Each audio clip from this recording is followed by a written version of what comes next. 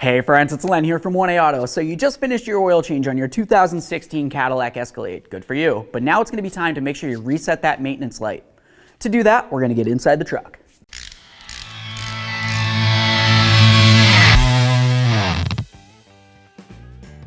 To reset the maintenance light on this, we want to make sure that the engine's running. And then we're going to use the gauge cluster up here. We're going to go ahead and press over to the side so that the light up comes all the way to the left.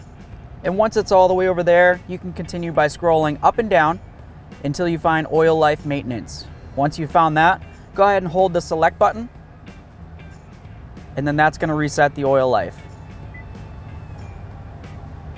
All right, that's reset. Let's go ahead and turn off the engine. Now we'll just turn it back on again and just ensure that it is actually reset. Now you're safe to take it for a road test. Okay, so that was super easy. Hopefully you learned a little something along the way, or maybe you got something to say. Either way, leave it in the comments section below, because I always love to hear from you. If you like the video, smash on the like button for me. It would mean the world. While you're at it, go ahead and subscribe, ring the bell. That way there you can be kept up with all of our latest content. Thanks.